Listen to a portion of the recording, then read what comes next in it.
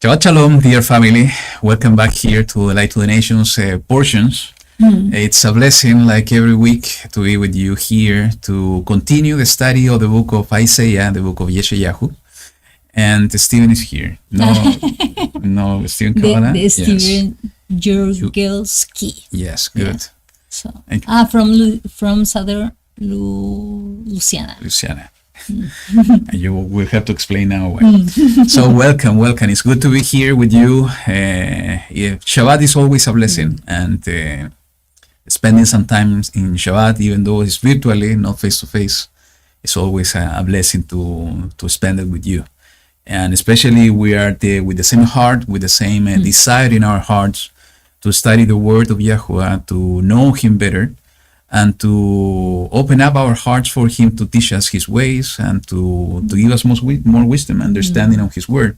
Though we need to recognize that sometimes, especially when we go through the prophets, it's not easy reading, easy study, and that's why we need YaHuWaH to give us of His wisdom through the Ruach HaKodesh to understand what He's trying to teach us.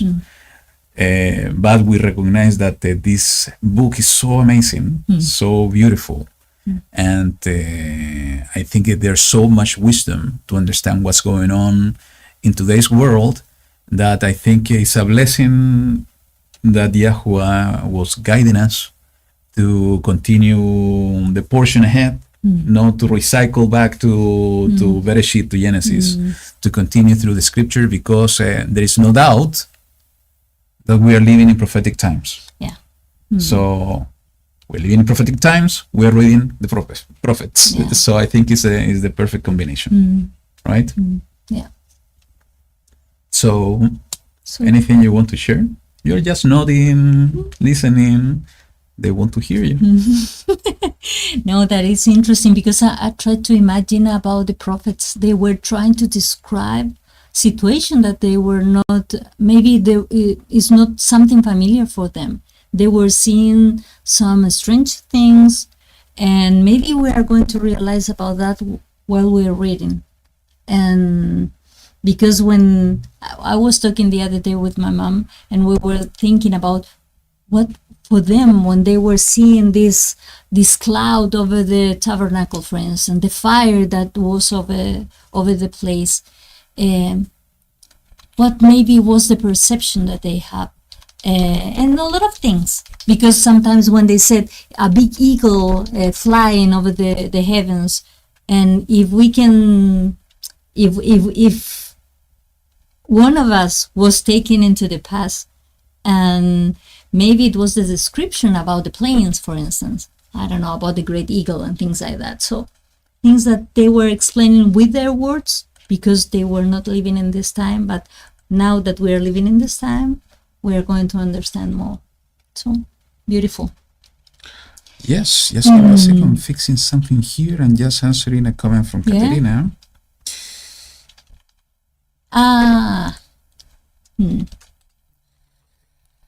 So, yep, I fully agree with you. I think there are so many things in the scriptures, in the prophets, that is helping us to understand the history, and is helping us to understand today's world and tomorrow's world, because there's no doubt that it's a tomorrow's world, that this is what Yahushua is bringing to the earth very soon. So, I have to share with you that, and I will repeat it later on again, and that's one of the reasons that Lillian was contacting you, Katerina. Because of my job, I have to travel tomorrow night. I will be 2 weeks out. We will try to do our best effort, though we don't know if we're going to be able to do it, to continue with the portions in the next Shabbat and the following one. But there is a possibility that most probably we are not going to have the portions, and we need to hold it for 2 weeks. So anyways, we will try to see if we can do something. to continue, not to stop, because I think we are getting into very important passages in the book of YaHuWaH. Though everything we have been reading and studying so far is so important too. So I would like not to hold the continuity of the study, but there is a possibility that most probably we will need to put a pause of 2 weeks. I'm flying to Europe. Lillian is coming with me. So that's why we are trying to see if we will have the time to meet any of you that maybe are close by. We will be mainly on Denmark. So we will see if YaHuWaH is opening the door. Maybe we will try to meet some of this beautiful family of Light to the Nations that maybe are close by where we are. Okay. So that's one of the reasons that Lilian is trying to contact you, Katerina. So we are going to, coming back to the portion, we are going to study the chapter 21, 22, and 23. We call this Naphelah Babel because, again, it's talking a prophecy about Babylon. It's talking about the prophecy of many other cities and tribes and people that I think is going to be really, really important to analyze and study. Because of many multiple things, reasons, we were unable to go into the details of the portion, so we're going to do it here online with you. So as always, we said we invite you to put your comments about the portion. Let's study this together. We are not the owner of the truth. We are just servants like anybody else. So together we can learn, and together we can decipher this puzzle that YaHuWaH has put in our hands, that is His Word.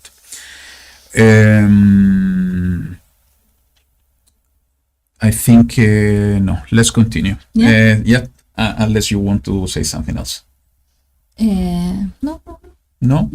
Okay, so let me share with you a song we have prepared for today, and then we will move forward straight away to the portion. So let me put this for you. Here we go.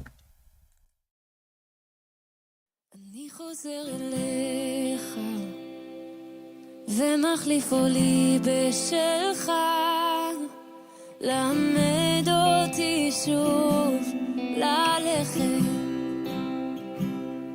ללכת אחריך, להתקדם בקצב שלך, למד אותי שוב ללכת.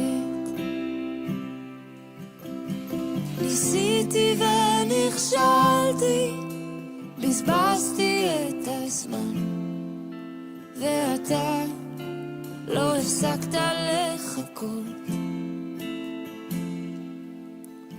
חיכית כי חפצת, לא ויתרת עד היום, ועכשיו אני מתחיל לראות כמה אהבה, כמה סבלנות, שמלך העולם יחכה לנו, כמה ענווה וכמה עדינות, שמלך הכבוד מחכה לנו. אני חוזר אליך, מבין שיש עוד מה לגלות, פקח את עיניי לראות את שפספסתי, חשבתי שידעתי הכל, פקח את עיניי לראות כמה אהבה,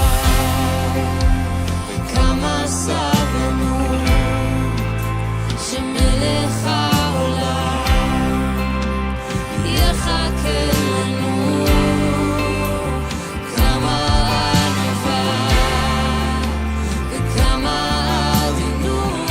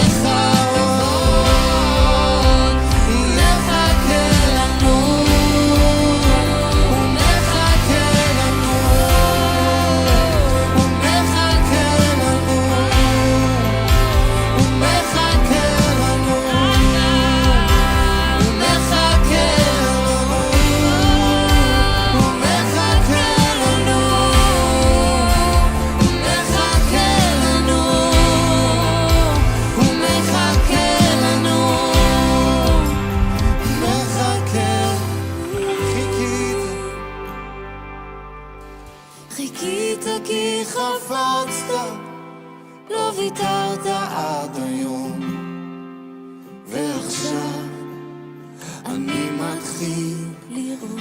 גילית לנו אבא, גילית כי חפצת, לא ויתרת עד היום, ועכשיו אני מתחיל לראות כמה אהבה וכמה סבלנות שמלך העולם יתגלה לנו, כמה ענווה כמה עדינות שמלך הכבוד מתגלה לנו, כמה אהבה וכמה סבלנות שמלך העולם יתגלה לנו, כמה ענווה כמה עדינות שמלך הכבוד מתגלה לנו,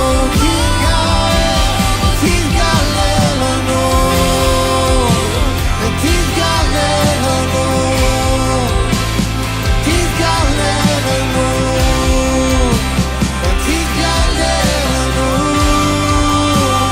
תתגלה לנו, תתגלה לנו,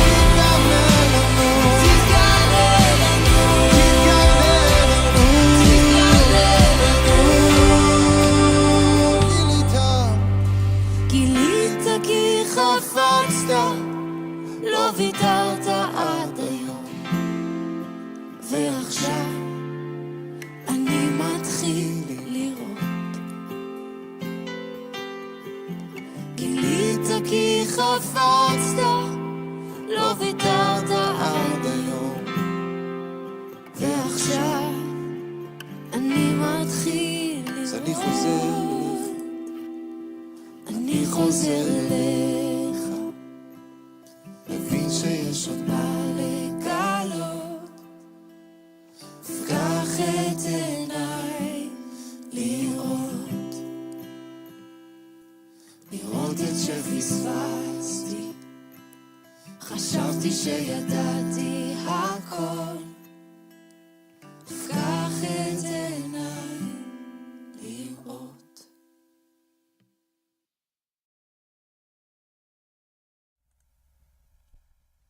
Let's pray. YaHuWaH Elohim of Israel, we come to you in this moment with a humble heart, and with the desire to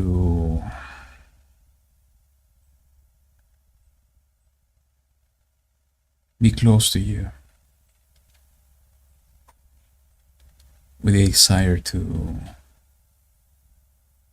be in echad with you.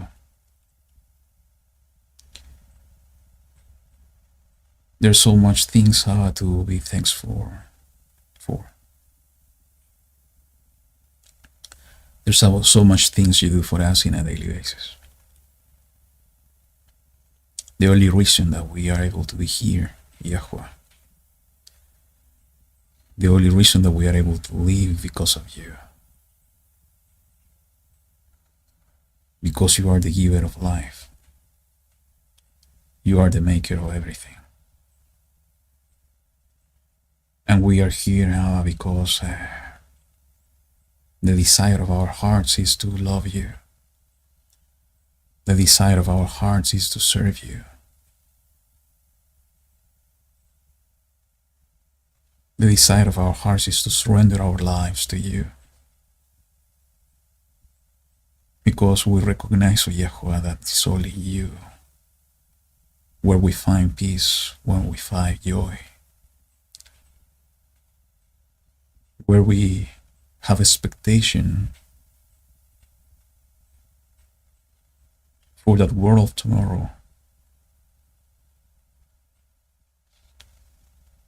That world that you have prepared for your children, for those who seek your face, for those who desire for you, YaHuWaH. And that's your kingdom you are bringing here to earth. We want to be part of that kingdom, what YaHuWaH is about. And that's why we are here, serving you. That's why we are here, studying your word in order to know you better. So we are prepared, well prepared, to do your will and to do the desire of your heart. Because we want our desire to be your desire, our thoughts to be your thoughts. And we want to fulfill the purpose you have for each one of us here on earth.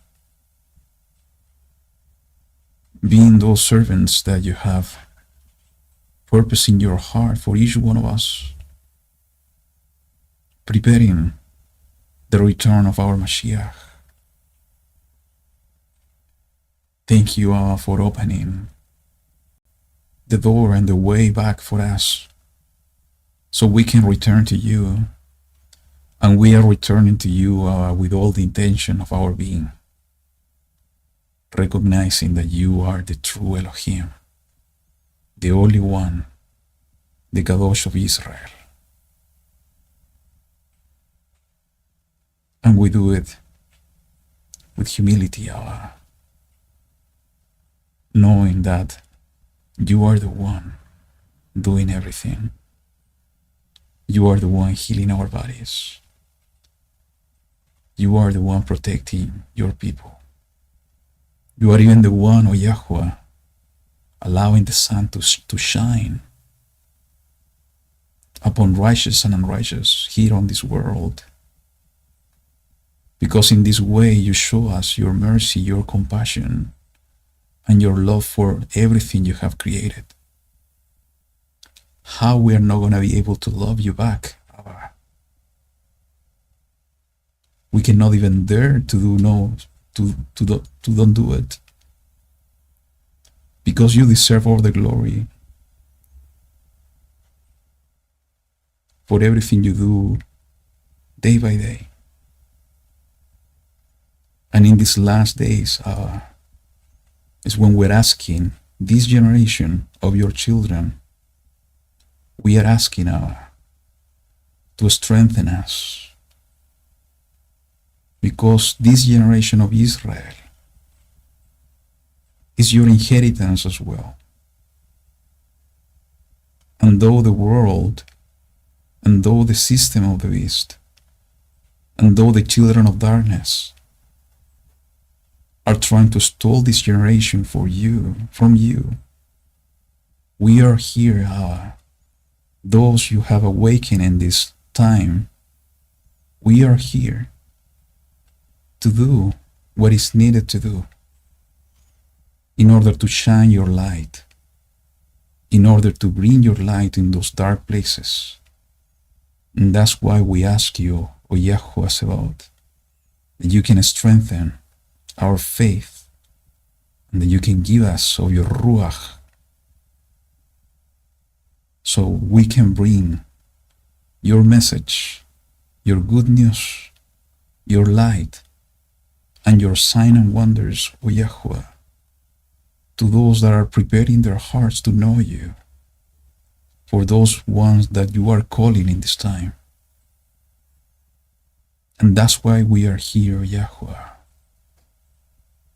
seeking your face and studying your word. We pray to you in this moment, O YaHuWaH, that you can open our understanding. You can open our eyes and our ears, so we can be able to see where we didn't see before. We are able to hear your voice guiding us through your Ruach within us, so we can understand your word, because you are the one teaching us. we open our hearts to you, O YaHuWaH, and we humbly bow down before you, the Melech of the world and the entire creation. And with reverence, we invite you to be with us here in this time and to enter in our hearts, because this is your temple, the temple of your Ruach. And we ask you, Abba, that your glory and your presence be among all of us, no matter the distance, no matter where we are, that you can be among us. We invite you, YaHuWaH Sebaot, and we love you. And we thank you for being with us, and for loving us, and for being here with this little family, small family, but with a big heart for you. Thank you, Abba. And we pray to you, and we lift our voices to you as our ascending offering in this moment. And we do it through the holy name you have established here on the world and in the earth and in the heavens. That is the name of your Son, Yahushua HaMashiach. Amen. Amen. Yeah. Let's move on. So, as I said, we are going to read from chapter 21 to chapter 23. So let's begin. It's my time, so let's do it. It says the following. The message concerning the wilderness of the sea. As whirlwinds in the south sweep on, so it comes from the wilderness, from an awesome land. A distressing vision is revealed to me. The treacherous betrays, and the ravager ravages. Go up, O Elam. Besiege, O Media. All the groaning I bring to an end. Therefore my loins are filled with anguish. Pangs have seized me, like the pangs of a woman in labor. I was distressed when I heard it. I was troubled when I saw it. My heart reeled. Horror overwhelmed me. The night for which I longed, he turned into fear for me. Prepare the table, spread the mat, eat and drink. Arise, you princes, anoint the shield, for YaHuWaH has said this to me. Go, set a watchman, let him declare what he sees. And he saw a chariot with a pair of horsemen, a chariot of donkeys, and a chariot of camels. And he listened attentively, very attentively.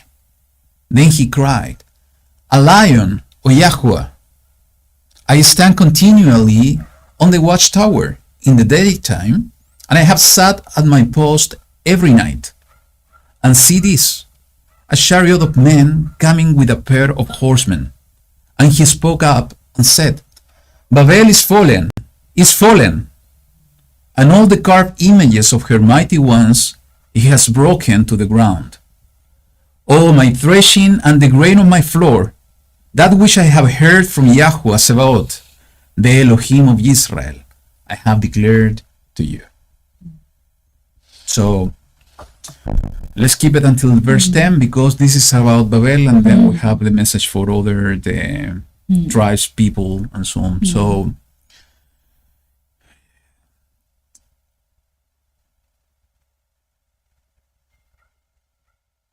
I think there are so many signs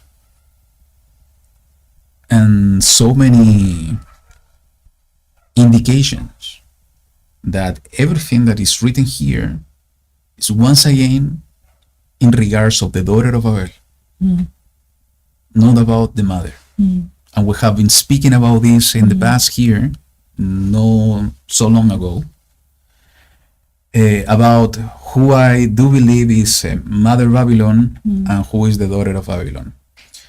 And all the description that is written here, once again, what I feel in my heart, and I can be wrong, but I'm sharing it with you anyways, that this is everything related to the daughter of Babel. And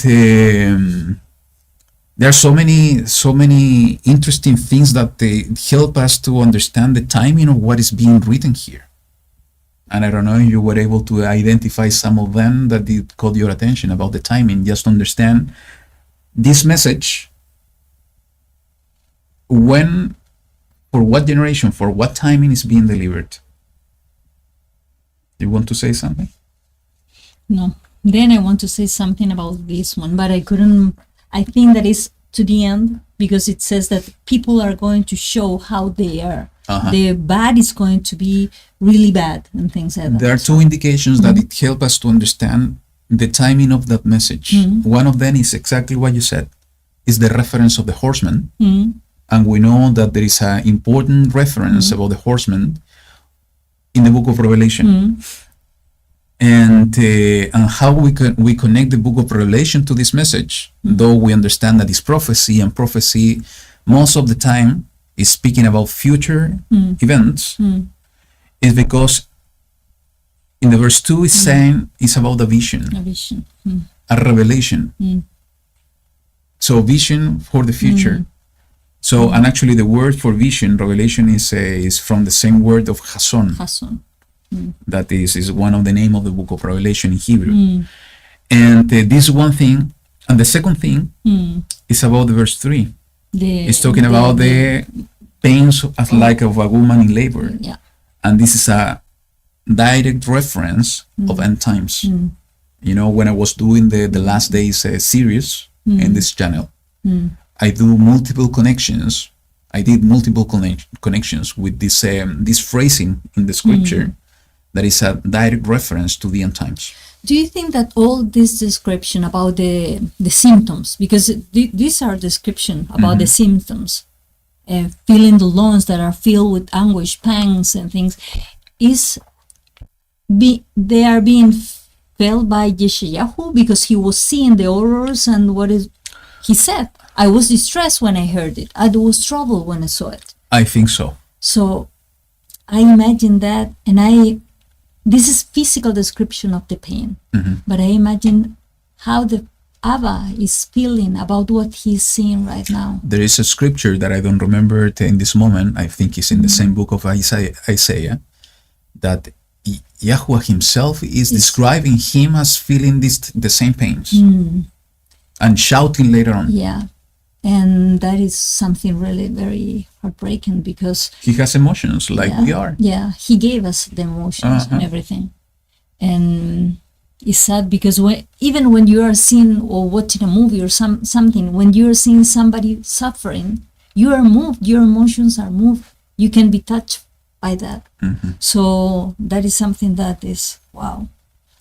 So and about the animals, because imagine a chariot of donkeys and a chariot of camels. How you're going to have a chariot of donkeys if they're... It's a kind of weird, you know. Yeah, because they are so stubborn, and usually, I don't know, they go or they stop when they want to stop. And it's not like a horse chariot, because they are just swift.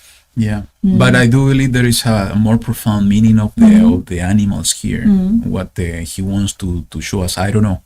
I think it could have the connection. Remember that before the other day we were talking about that, the connection with Ephraim, because Ephraim, it could be a representation about the dispersion of of Israel. So, and we know that it was prophesied, Ephraim tribe like the donkey. Yes. So the wilderness of the sea, most of the time the scriptures, when it's talking about the sea, is a reference of multitude of people. It's talking about the world. Actually, the direct reference for that is what is written in the book of Revelation. If I'm not wrong, it's in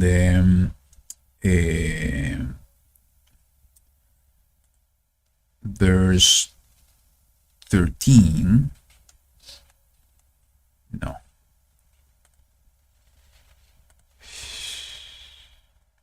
It's the 17. Revelation chapter 17. It says, I'm looking for it.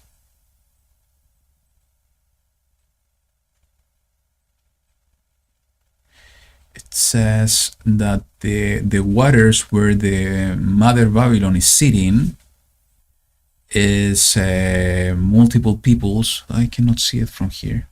I'm losing my sight, I think. It's contagious. Yeah, I think so. So it's at the end. What it is? Here. Mm-hmm. The waters which you saw where the horse sits are peoples and crowds and nations and tongues.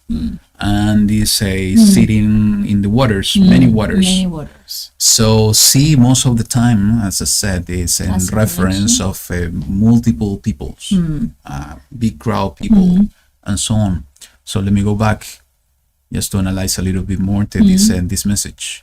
So now it's talking about two type of people in reference to ravaging, destruction. Elam means eternity. That is the meaning of the. But it's a city. Let's look it's for a it. city. It's a tribe. It's reference to people. Elam, is one of the son of Shem. One of the son of Shem. It's Elam Ashur. We were looking for it last week. So it's reference of for people. And the media, we know that this is Persia, right? So the connection of is a kind of instruction, go up. It's instruction to destroy. And those are the one going against Babylon. Because at the moment that the destruction begins is when Yeshayahu start to feel this anguish, this pain, the distress that is troubling him.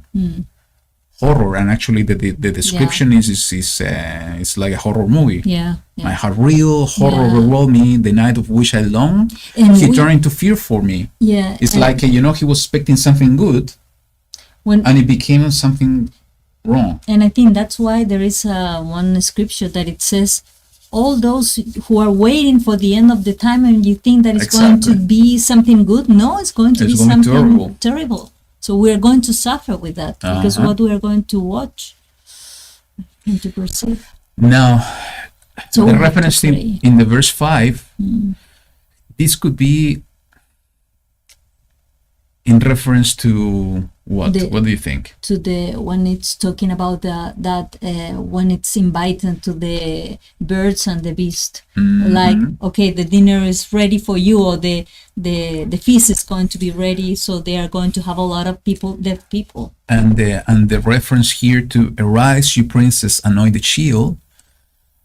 Anoint. I think it's like a preparation for war. Yeah, for a battle. Because usually they anoint the shield, they need to polish, prepare it, and the instruction to the princess is to prepare for battle.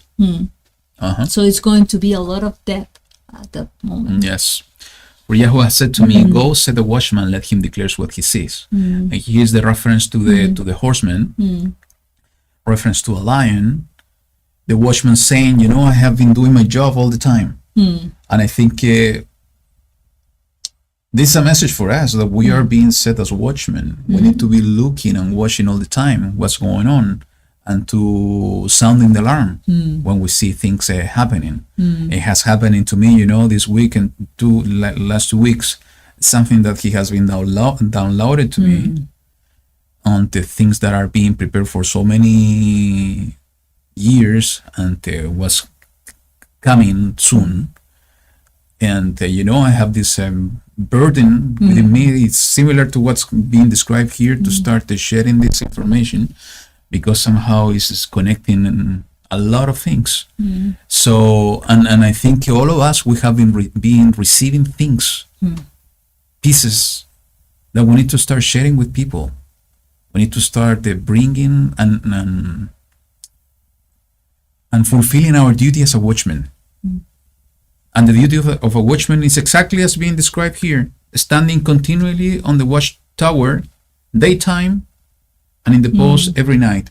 So observing, looking into things, seeing what's going on, who is coming, who is going, what's going on, and sounding the alarm when we see something that is not right. And sounding the alarm, what it means is that we need to start speaking up, to start telling people in the best way possible what we are receiving.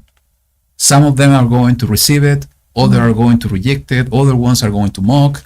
It doesn't matter. And that was the attitude of the disciples, that was the attitude of the prophets, because at the time that they were receiving something, though they were maybe having some doubts, maybe they were having some concerns, maybe they were afraid about the consequences of bringing the message, they were doing it anyways. No matter what was going to be the result, if the people were going to receive it or not. We have the book of Jeremiah that he was suffering because he was being rejected a lot. But that situation didn't stop him to continue delivering the message that YaHuWaH was bringing to his heart. So I think that's the main thing of what a watchman needs to do. And, I'm speaking this to all of us because, as I said, each one of us are watchmen or a watchwoman. Is that we need to do what YaHuWaH has called us to do. Is to bring the good news, is to bring light, is to announce. And to announce means that we need to put the spoken word out. Not just our thoughts, it's speaking up, writing about. It's just to manifest the word of Elohim in our hearts visibly. And the way that we are manifesting the word of YaHuWaH is by speaking up and by writing about it. So that's the way that we are able to communicate the message that YaHuWaH is putting in our hearts for the people around us. Okay? You were going to say something. No, when we are being watchmen, when we are testifying about what we are seeing in these times, that we are watching horrors, we are watching a lot of destruction, about suffering, but also give that message accompanied or together with the message that even though when we are being a witness of that there is somebody, that there is only one being, the creator of everything, that he is willing and he's just waiting for us to help us. Because a lot of people are really suffering in these days.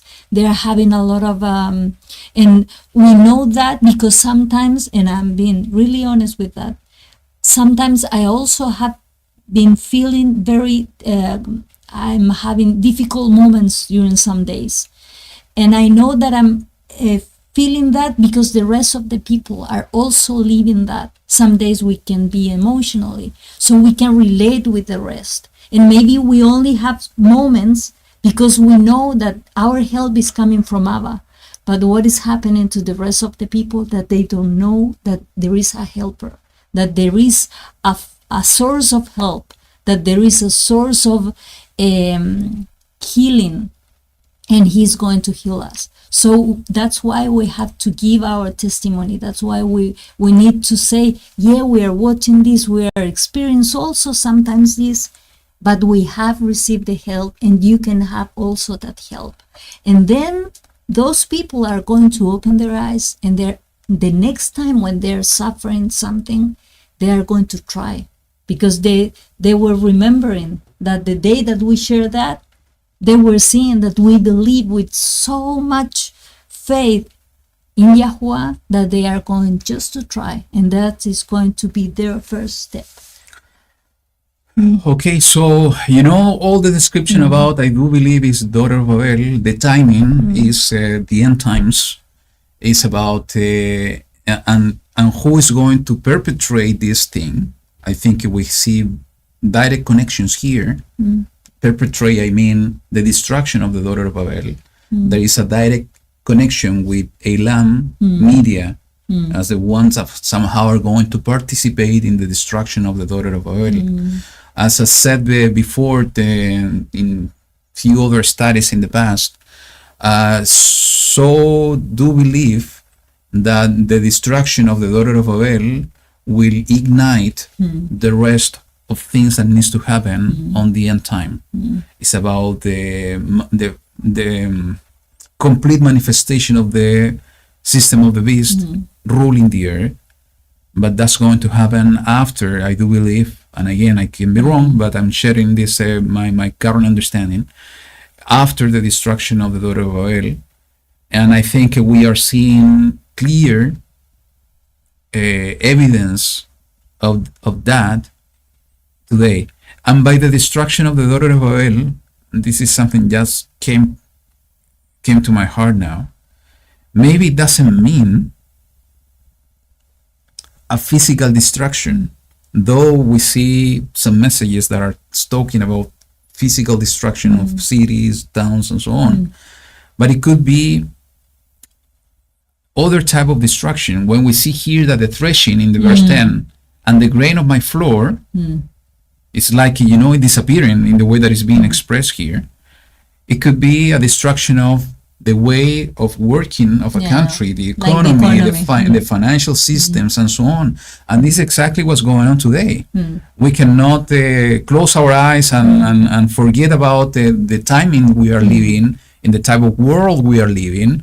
We are being called to be out of the world, but we are not to be part of, not to be in the world. We are in the world, but we are not. Thank you so much. That's we where are you're we are not part we are not of the world. Yeah. Okay? So we are living in this world. We need to see what's going on. We need to understand how the prophecies are being fulfilled. And this is exactly what's going on today. There is a huge fight between West and East about who is going to rule the world. But at the end, he's going to rule Absolutely. the world. Absolutely. There is a fight like kids fighting between them. Who is the owner of the toy? But none of them is the owner of the toy.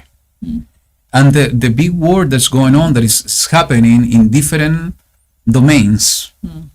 In different domains. In technology, in the financial system, in health, everything. In the military. Everything is going to be exactly.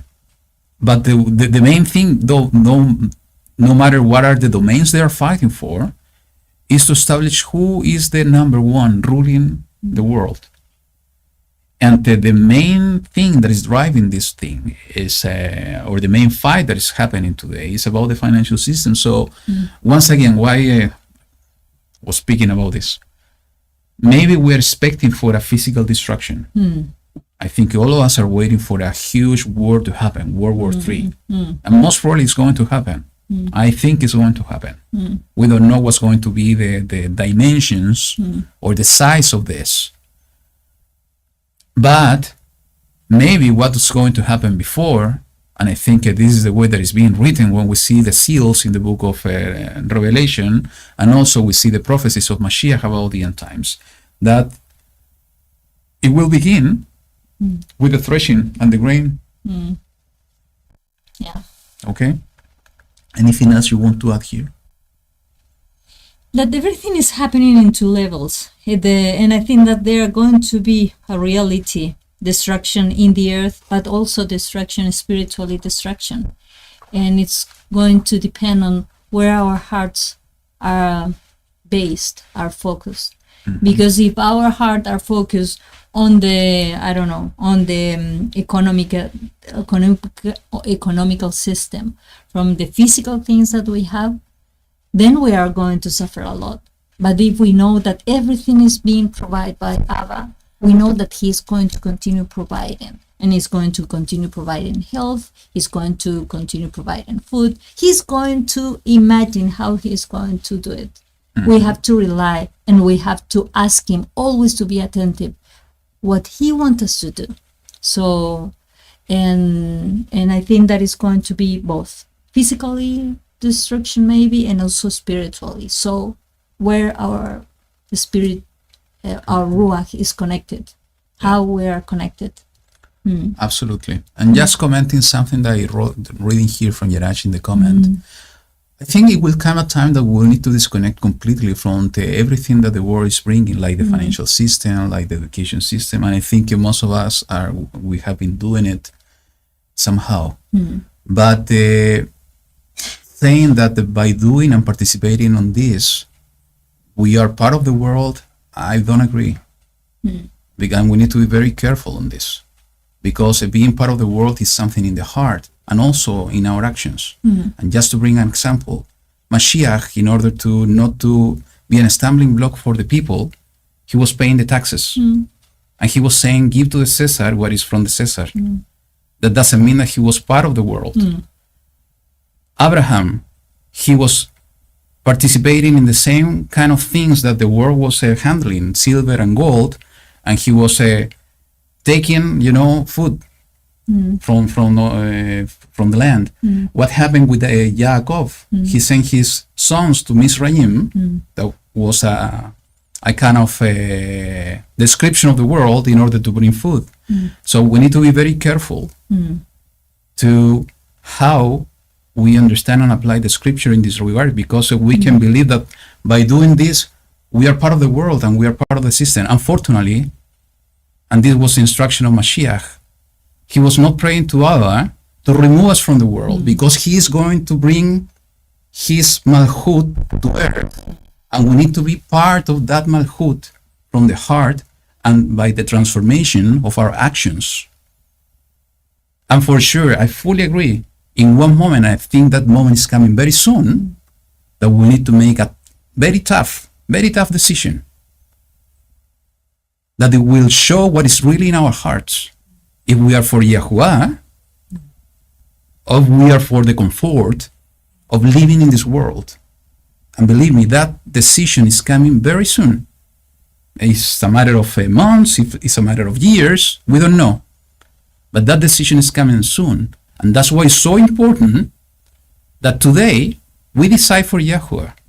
It's so important that today we transform our mindset, our thoughts, but especially that we transform our hearts. That our hearts, we give it to YaHuWaH. That we recognize that He is the one in control of everything. That we recognize and we surrender every action, every decision, every thought to Him to guide us on what we have to do, to guide us on what decisions we need to make. But most importantly, to recognize Him in all our ways. Because if we do so, in the moment that we are going to be in need to make that decision, we are not going to have any doubt to decide in the right way, to decide that we belongs to YaHuWaH and not to this world. And it's how we use the things that we have today. For instance, we are using this technology to share the message, to know more about Him. So we are doing a good use of that.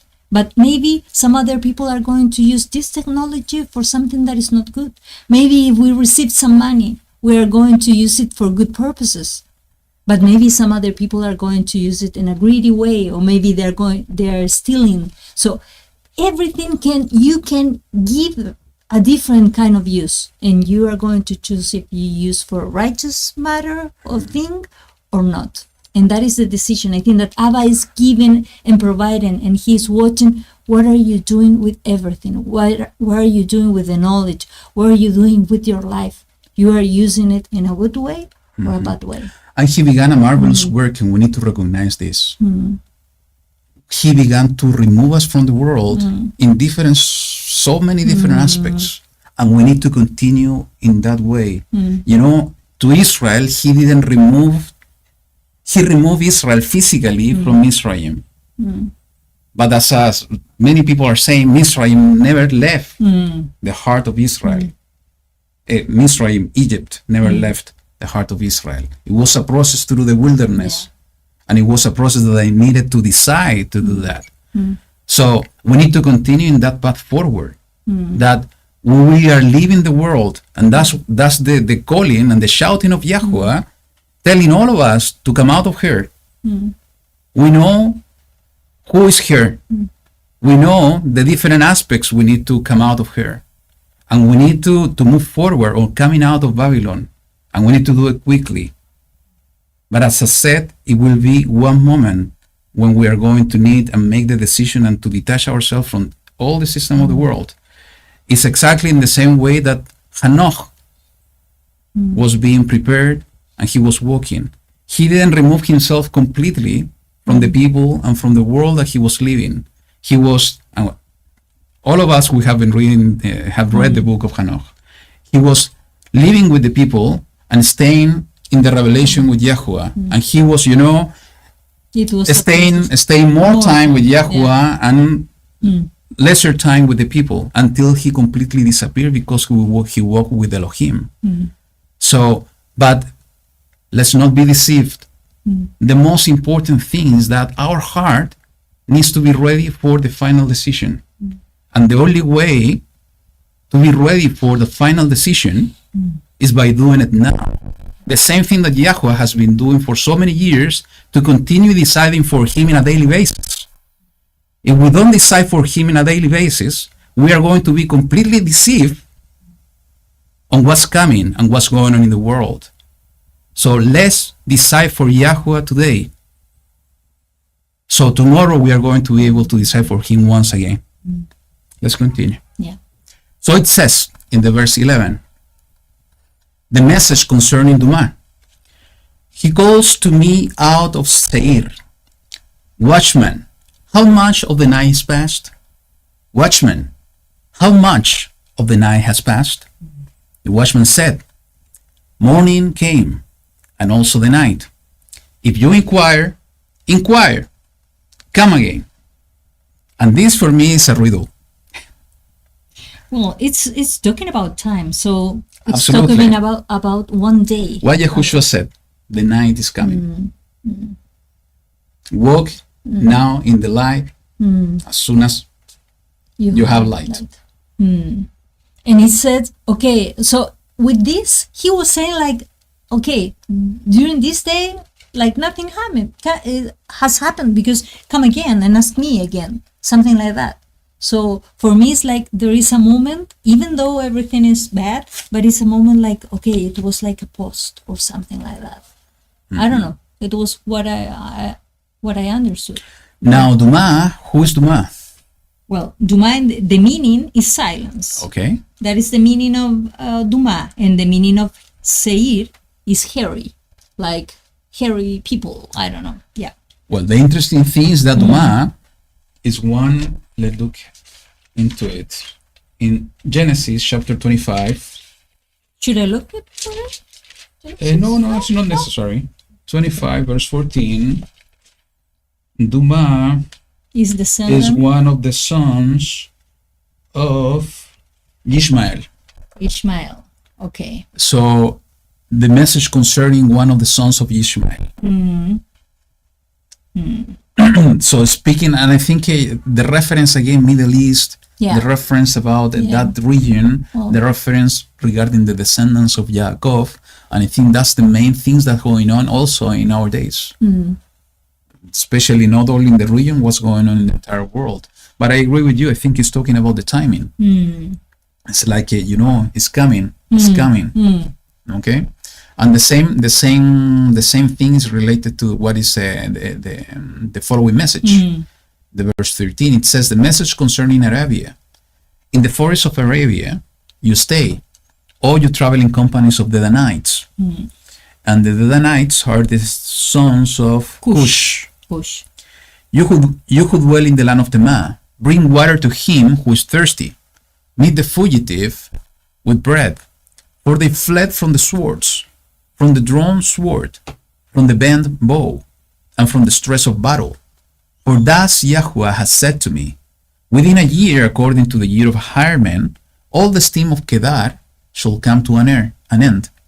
And the rest of the number of archers, the mighty men of the people of Kedar, shall be few, for YaHuWaH Elohim of Israel has spoken.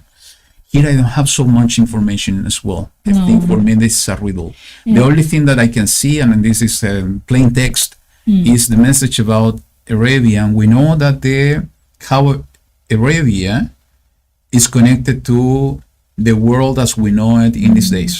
And I think that there is a kind of a battle, and people are running away from that battle.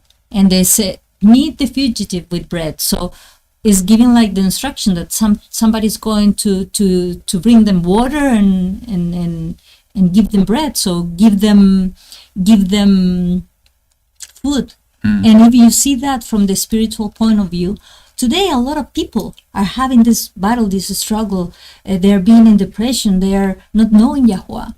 And maybe we are those who have to give them that kind of food, that water, that bread, that they can also have that how do you say that sustento. Well, I don't know, the bread. Their needs. Something that is going to help them while they are realizing that they are in a very big they're in danger right now if they don't go to the place of protection. That was at least for me. And it says at the end, and the rest of the number of archers, the mighty men of the people of Kedar shall be few. So it's going to be that all the people who are attacking them with the time, this is going to diminish. So it's going to be, they are going to have a lot of attack, but at one moment they are going to be. And the interesting is that Kedar is also one of the sons of Ishmael. And it means dark. Kedar means dark. And if we see, from instance, from up, Arabia is steppe dwellers, Dedanites, low countries. Tema means desert. Well, in Kedar, dark. So that is what I can deduct from more like a spiritual point. Could it be destruction over Arabia? And it could be also that, The Ishmaelites. Actually, when we see the regions where Ishmael was located and living, is pointing to the south of Israel. And what is in the south of Israel is Saudi Arabia. Yeah. And the promise for them, it was that they were going to be princes, but they were going to be princes at work. They were causing a lot of battles. And it's very interesting because everything is related to this geographical area where everything began, because somehow we know that the Eden and everything was in that place, and everything then, when the earth was separated, with the continents were not together as one piece of land anymore, everything was dispersed. And also with the dispersion, people having the ability to go to other continents. And it's also what is happening with the spiritual, with the spiritual realm. Everything was coming from there, and everything is being spread to the rest of and we have to return to that place. So I think, it's so interesting how, at least in this chapter, is connecting so many people, and in this time, descendants of that region. We're talking about Elam, we're talking about Media, the descendants of Ishmael with Arabia, and it's so amazing to see that all of that is exactly what's going on in these times. That and most probably, people from other generations, they were seeing similar things. That region has been an important region in different generations.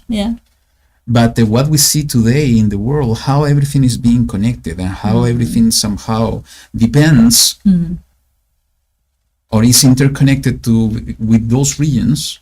I'm talking about the way that the economy is working, the importance of Saudi Arabia, Iran, Iraq, and all those regions with the oil, for example. And this is the engine of the economy, the world economy nowadays.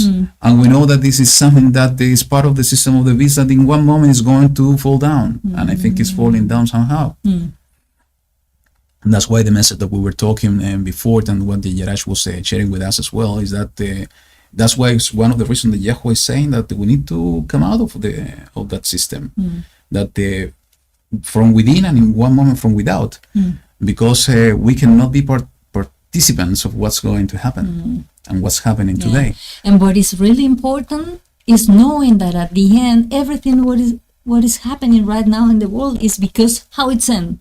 For YaHuWaH Elohim of Israel has spoken. So he has decided that this was going to be the way. What we are watching, what we are seeing, he prophesied that. He told us from the beginning that is what is going to happen at the end of the time. So we cannot be surprised about what is. So surprises will come, and that's absolutely true. And most probably distractions of some of the things are holding how the system and the world works today. And there should not be a surprise that maybe something is going to happen in Saudi Arabia. But that's why we need to continue reading to have more light about the real end, and that is something beautiful. After this, being a watchman, understanding and looking, observing, and speaking up. Okay, let's move on to chapter 22. Me? Yes. Okay. Your time. The message concerning the valley of vision. What troubles you now? That you all gone up to the housetops? You who are filled with turmoils, a noisy city, a city of revelry. Your slain are not slain with the sword, nor with the dead in battle. All your rulers have fled together.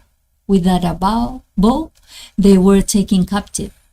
All who are found in you are bound together, who have fled from afar.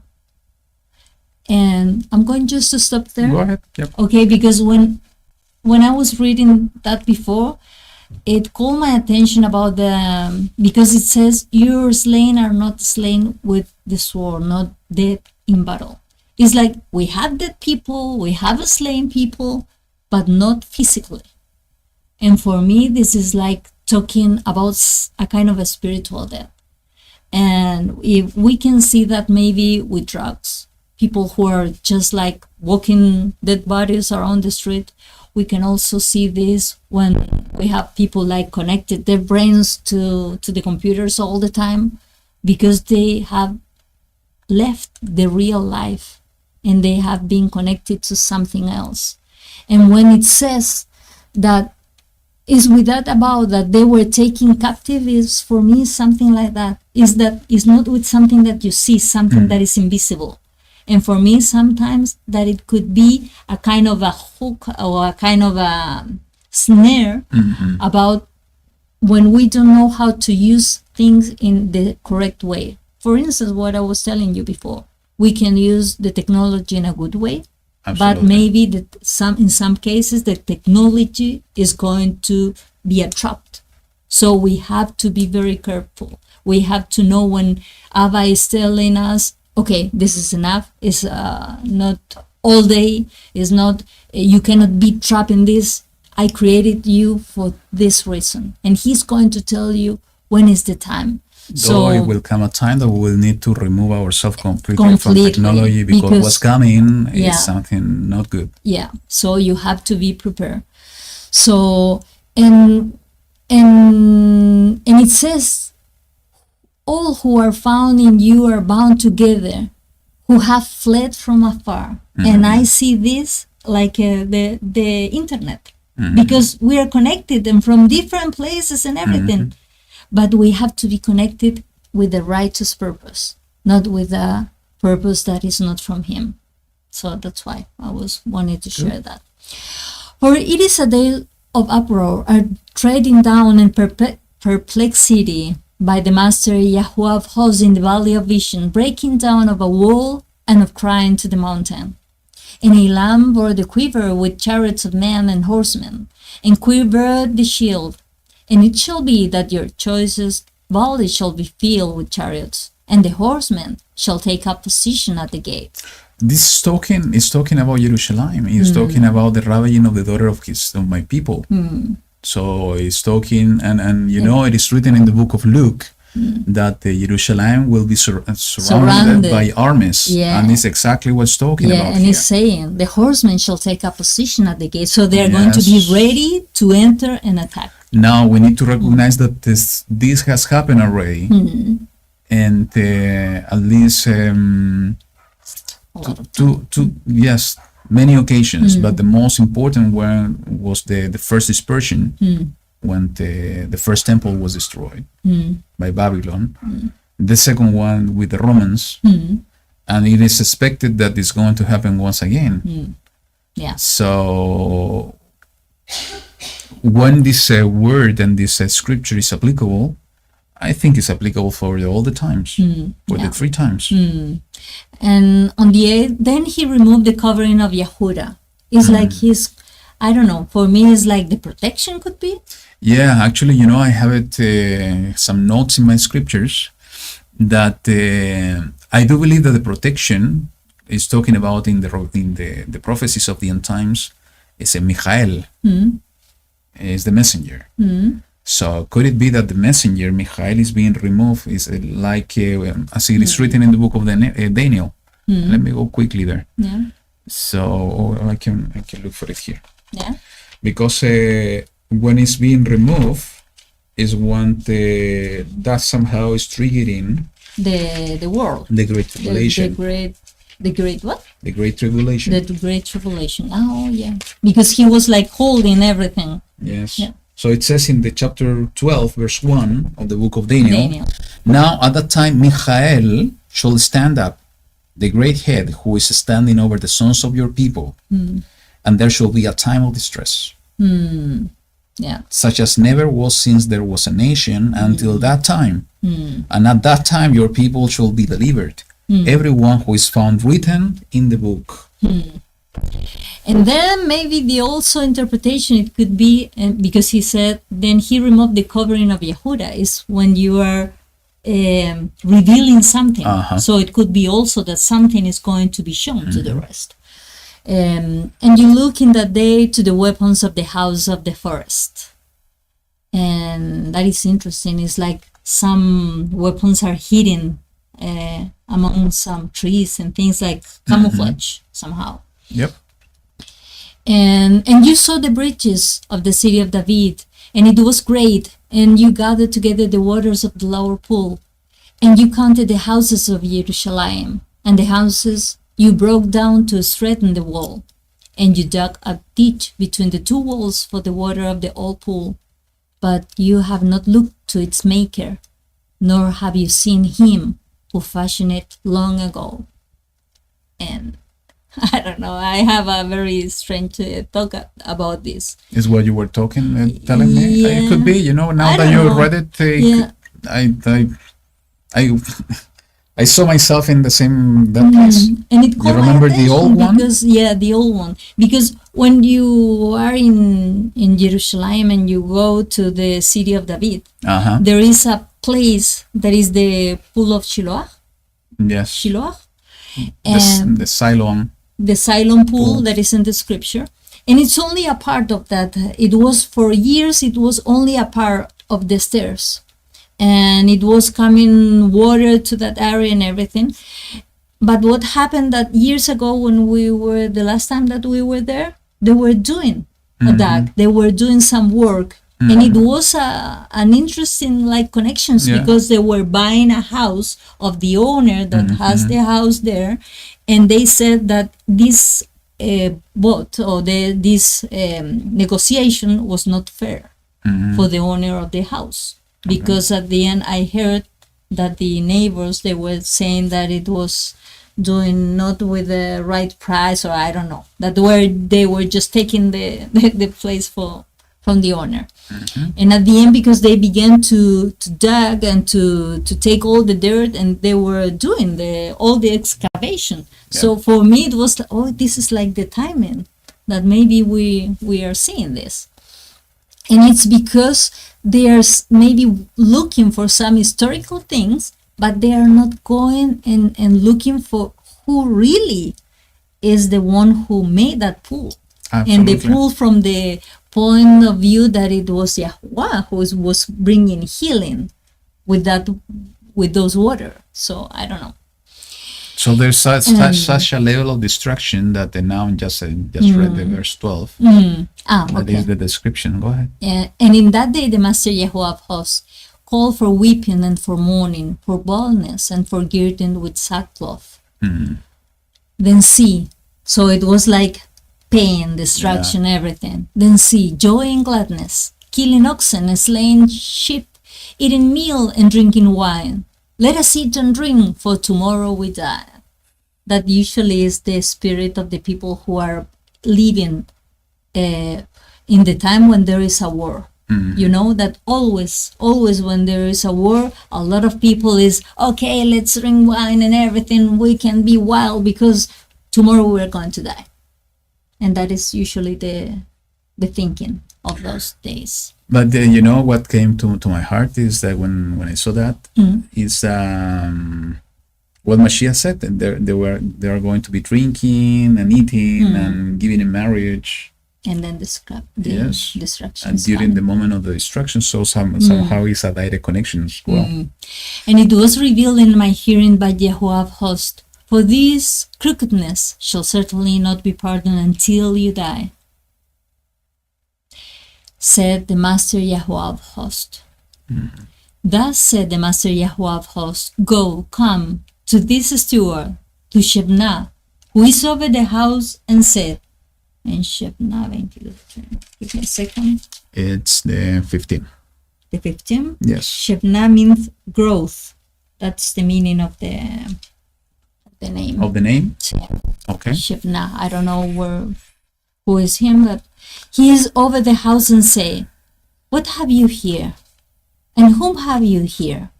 That you have hewn a burial site here, as he who hews himself a burial site on high? A resting place for himself, inscribing a resting place for himself in a rock. See, YaHuWaH is hurling you away, O man, and is firmly grasping you, rolling you up tightly like a ball into a wide land. So, there you are to die, and there your steam chariots are to be the shame of your master house. So it's like when you are so worried about, even when you are deciding where you're going to die, that you bought the place, you are worried about that, but even it's YaHuWaH who was just removing you. So maybe it could be that he is going to also to move people who are thinking that they are not going to be moved. Could it be that this immigration that is happening is going also to affect some other people too? It's interesting because I think the role is the treasurer in the King James. We need to take a look at more. Let's do it quickly. A treasurer, but it's the person who is in charge, maybe. Yes. Somehow. Is the one who is in charge. It's maybe profitable.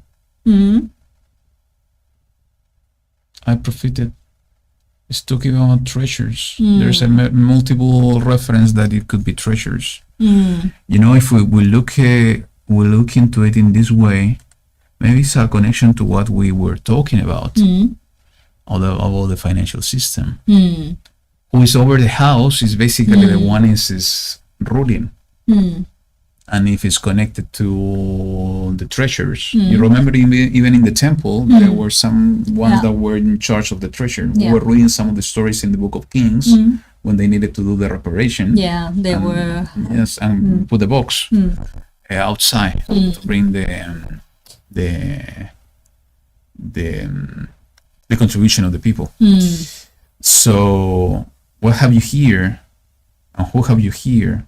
That you have hewn a burial site here, as hews himself a burial site on high, inscribing a resting place for himself in a rock. So it's like putting himself in a level of importance. See, YaHuWaH is hurling you away, O man, and is firmly grasping you, rolling you out tightly like a ball into a wide land. So this destruction over the ones on who are ruling. You remember what is written in the book of Revelation about the rich, the one, the princes, the kings that are, when they see the day of YaHuWaH coming, they were going to, hide tell the them rocks, and hide us, and so on. Yeah, because they're Could afraid. be a reference to that. It could Yeah. be.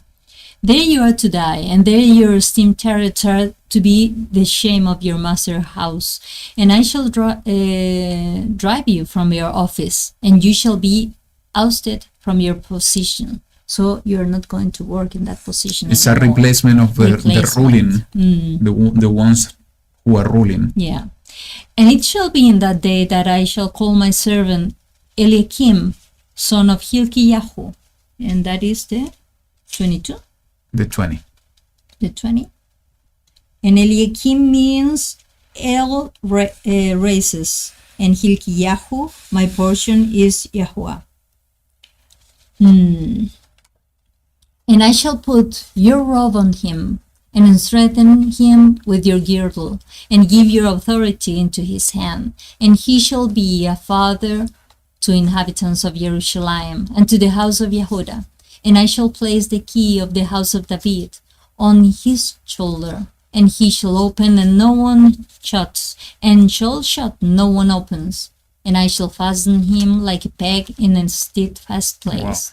And he shall become a throne of esteem to his father's house. And they shall hang on him all the weight of his father's house, the offspring and the offshoots, all vessel of a small quantity, from the cups to all the jars. In that day declares YaHuWaH of hosts, the peg that is fastened in the steadfast place shall be removed, and be cut down and fall, and the burden that was on it shall be cut off, for YaHuWaH has spoken. So for me, if I'm reading this is Yahushua. This is Mashiach. It looks like. Being, I don't know, now he is the king, he is the ruler, and then he's given and receiving the key of the city of David, and what he said is going to be done. And if he said, okay, shut, it's shut. He said it's open, it's open. Nothing is going to contradict that. And when I'm seeing about the vessels, is like all the people who was being vessels for him. And he said, but there are some vessels that are going to go for destruction. So maybe what it means that it says, I'm going to, the peg that is fastened shall be removed and be cut down and fall. Okay. So it means like some people were hanging there, and when this is going to be removed, that it could be maybe this life, this body, this physical thing, that some people are going to fall because they were just physical, I don't know, and they were not vessels of value, I don't know. Some for destruction, some for not. I don't know. It's interesting. I think, I was thinking on the same one while you were reading, that is interesting because it's talking about the keys of the house of David. It's talking about the trustworthy one, the one that's going to receive all the authority in his hand, and this is the Mashiach. And the interesting thing is that is I shall take the robe that is on you and will put it into him. Go ahead. And you know that what is a peg? Es una estaca. Yeah, is the peg, and the peg is in the name of YaHuWaH, the Baal, and somehow it's dead. That is not going to be anymore. That is going to disappear. That is what is going to happen. Interesting. So if that disappear, then some of the vessels are going also to be shattered because they were not maybe to the next part. I don't know. Yeah, I think it's an interesting thought. And I think, even though that this could be talking about Yahushua, and indeed I think it is, when we analyze this in our personal lives, I think there's an important message here as well. It's about how we have to serve him. Because it is written in the book of Revelations that we need to hold our crown, not to lose it. And here, everything that is being described, prophetically speaking, is about the transition from one person, from one man, to another man. Is that this man is being removed, and all the rulership and all the authority that was given to this man is being removed from him and given to this other man that is a trustworthy one. And as I said, keeping aside that that this could be connected to Yahushua or Mashiach, this is totally applicable to us. Yeah. Are we trustworthy or not? Are we putting ourselves and the desires of our hearts that are not in harmony with the desire of the hearts of YaHuWaH the top priority?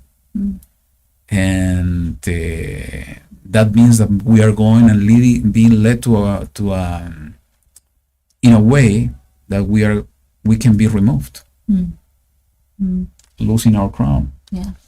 So I think it's an important message, and when we connect with messages from Mashiach and also the disciples in the New Testament, in the Brit Hadashah, is very important, is how we are well prepared, how we are changing ourselves from within, that somehow is going to be reflect on the change of ourselves in the outside. Deciding, as I said before, for YaHuWaH, living a life in the kingdom. So we are being considered trustworthy servants, and keeping that trustworthiness till the end, in order for the crown that has been given to us, and it will be manifested in the kingdom, physically most probably, will remain in our heads until the end. And maybe it says that the peg that is fastened, and if it's going to be removed, maybe it's going to be like our transformation, and everything that was connecting us with sin is going to disappear. So we are going to be transformed. Yes, I was going to mention something like that when you were explaining about the peg and how this could be related to Mashiach. It is written, and this is a message of the work of Mashiach in his first coming. It says that I shall place the key of house of David on his shoulder, talking about this person, this man, and he shall open and no one shuts, and shall shut and no one opens, and these words of Mashiach. And I shall fasten him like a peg. So the peg is being compared to him. I shall fasten him like a peg in a steadfast place, and he shall become a throne of esteem to his father's house. So, and later on he said, the peg that is fastened in the steadfast place shall be removed and be cut down and fall. What happened to Mashiach? Well, he died. He was cut down from the land of the living. And the burden that was on it shall be cut off. And what's the burden that he was putting on his shoulders? It was the sin of the world. So it's a kind of a promise that burden is being completely removed.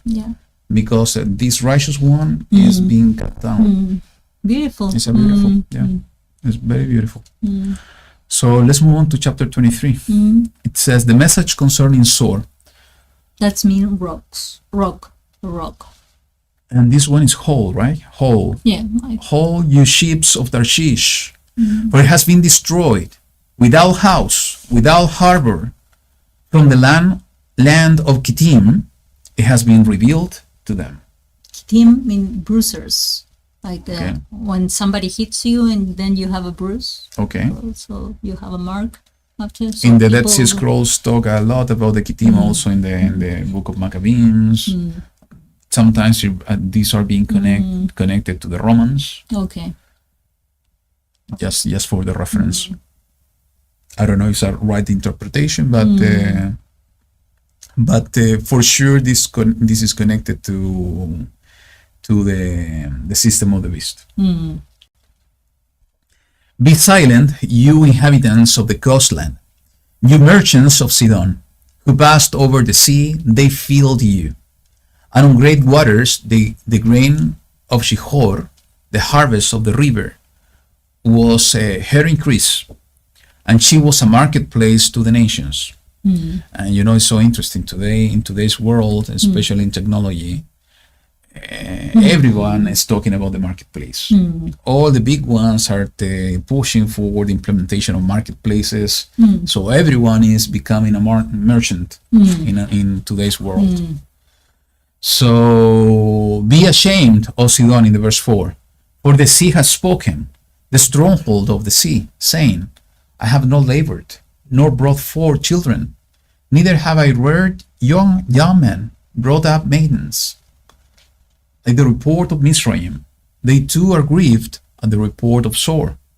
Pass over to Tarshish, wail, you inhabitants of the coastland. Is this your city of revelry, whose antiquities from days of old, whose feet carried her far off to Zion?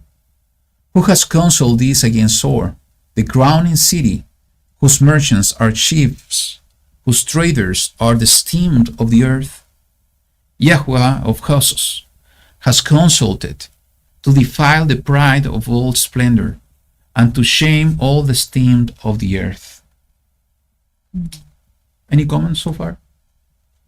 First, talking about a city close to the sea. A city that are the princes and the chiefs, the merchants' chiefs. It's talking about the economy, the ones that are being somehow the top leaders of the economy. Yeah, and they were so happy, they were feasting about this, so that they were very important. And It's a stronghold, it's a big city close to the sea, stronghold. And for me, when it says, who has counseled this against Saul, the crowning city, and at the end, it says, YaHuWaH of hosts has counseled. So everything is being permitted somehow. Yeah. And he is behind, but everything we're seeing is because he's allowing this. You know, it's interesting when we read the book of Ezekiel, and most probably we are going to do the book if that's the desire of YaHuWaH in one moment. When we see the description of Sor in the book of Ezekiel, is so similar to the description of Babel or Babylon as they describe in the book of Revelation, that in one moment, and I'm still keeping that that understanding, they could be talking about the same city. The same city. If we want to understand this in our days, in our times, because both cities are close to the sea, both cities are the ruling the economy. So unless, you know, if we want to apply and understanding this to today's world, what could be those cities ruling the financial system? The city of Sor, exactly. And it's being mentioned the crowning city. This is kind of royalty.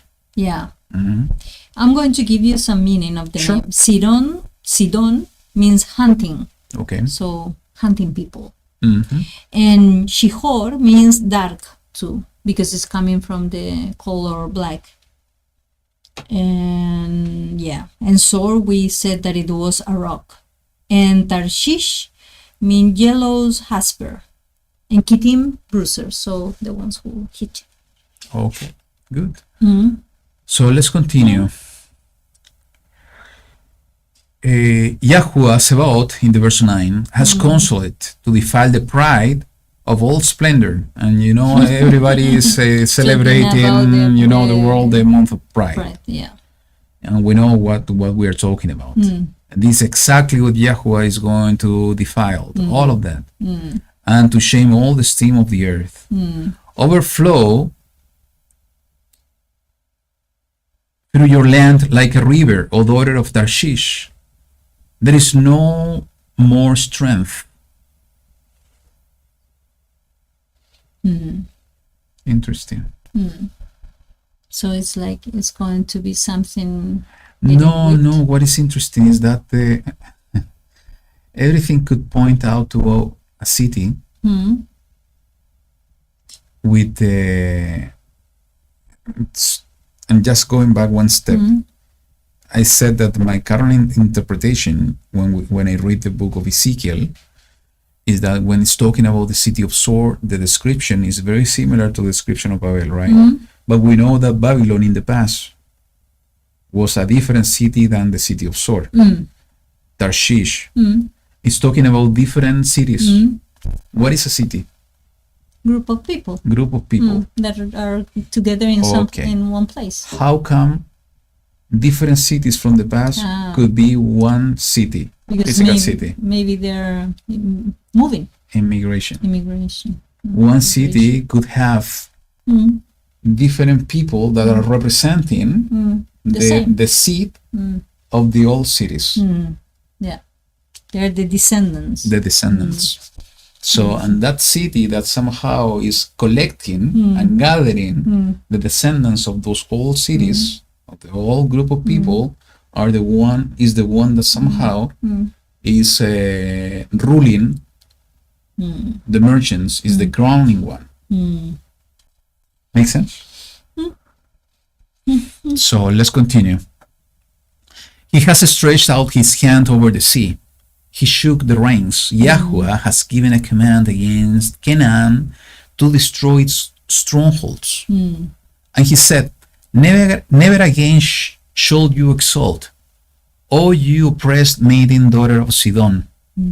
Arise, pass over to Kittim, even there you shall find no rest. See the land of the Kasdim. These people did not exist. Ashur founded it for wild beasts of the desert. They set up their siege towers. They demolished her palaces and made her a ruin. And the Kasdim somehow connected to Babel. So, how you ships of Tarshish, for your stronghold is laid waste. And in that day it shall be that Sor is forgotten 70 years, according to the days of one sovereign. At the end of 70 years shall be to Sor as in the son of the whore. Take a lyre, go about the city, you forgotten whore. Make sweet plain, sing many songs, so that you might be remembered.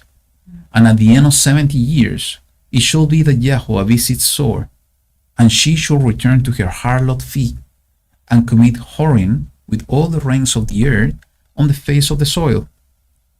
And her goods and her harlot fee shall be set apart for YaHuWaH, not treasured nor laid up. For her gain is for those who dwell before YaHuWaH to eat sufficiently, and for a choice covering. This is an interesting riddle. Yeah. What do you think? What caught my attention, it says about 70 years, the years of a king or a sovereign. So it could be a generation, a complete generation, but also it could be, I don't know, I was thinking about the complete earth, for instance. Like the 7,000 years at the end, it could be, I don't know, that he's going to, maybe he's calling like a whore because it's like the world has been behaving, but at the end it's going to be taken to the beginning. And now everything that is going to do or to do is not going to be more for something else, because now it's going to be set apart for YaHuWaH. So I don't know. For me, it was like a new beginning. I don't know. It's interesting because all these last passages somehow are the YaHuWaH is giving Yeshayahu similar wording that Yirmiyahu was speaking about Jerusalem, about the harlot fee, about the 70 years. It's written in the book of Daniel that Daniel was analyzing the words given to Jeremiah, about the amount of years that Jerusalem was going to be destroyed. And it was 70 years. Yeah. And after the 70 years, they came back. So it could be a reference to that situation. Jerusalem being destroyed because of he became a whore. 70 years was desolated. They came back and they became again a whore. This is what is written here. So at the end of 70 years shall be that YaHuWaH visits Sor, and she shall return. It's a lady. She shall return to her harlot fee, and commit whoring with all the rains of the earth on the face of the soil. Who is the one committing whoring with all the rains of the earth? Again, we go to the book of Revelation, chapter 17. The judgment of the great whore sitting on many waters, with whom the sovereigns of the earth committed whoring, and the inhabitants of the earth were made drunk with the wine of her whoring. So I think it's a connection with that. It doesn't mean that this word is not for the end times. We know that the word of YaHuWaH is being fulfilled more than once. Yeah, and in different layers. Yes, or in different layers. And this is somehow, from my point of view, part of the compassion of YaHuWaH, that by understanding how was fulfilled in the past, we can understand how this is going to be fulfilled once again. So Jerusalem as a city is not in the waters. That's why it's the connection with the sword. How Jerusalem could be close to the water. And I think what I said before is exactly what could be applicable here. Jerusalem, the inhabitants of Jerusalem, They were the seed of the moved. they migrate to another places. So maybe now we have a city that somehow is consolidating all of those ones that somehow fit with the description for multiple cities that we see here in the scripture. And how it could be that her harlot fee shall be set apart for YaHuWaH, because YaHuWaH is going to transform all the payments, all the riches that this whore gather in the past, and he's going to give it another use. I think at the end? yes, I think Because it says that it's going to be for those who dwell before YaHuWaH. So it's going to, okay, maybe they were working for something that they thought at the beginning that were going to be for them, but at the end YaHuWaH is going to take it, and okay, you who are faithful, you are going to receive this. I do believe that the best way to understand this is looking into the scripture in the beginning. And the best example from my point of view is what happened with Israel in Egypt, in Misraim. Yeah. They received the riches of the Egyptians. Yeah. So Egypt was considered a whore? I think so. Yeah. Was deviated from YaHuWaH, or everything that they were doing was from the idolatry and whoring. But they gave this as an instruction of YaHuWaH, and this even was used for the building the tabernacle. Yeah, and in Spanish we have a saying that it goes in Spanish. Nadie sabe para quién trabaja. That is means nobody knows who are working for. So because what is the result of your effort? Maybe it's not going to be for you, it's going to be for somebody else. So I think that is kind of applicable to this scripture. Exactly. So I think that's the interpretation on the last passage, and that's interesting because we know that everything, absolutely everything, belongs to YaHuWaH. So, and I just saw the comment from Karen here. The harlot fee is not supposed to be brought into the treasury according to Torah. Yeah. So, but he's going to transform it somehow. He's going maybe to make it. So it's for those who dwell before YaHuWaH to eat sufficiently, and for a choice covering. And who are the ones that are going to dwell before YaHuWaH to eat sufficiently and for a choice covering? I think it's a direct connection to those that are going to be regathered.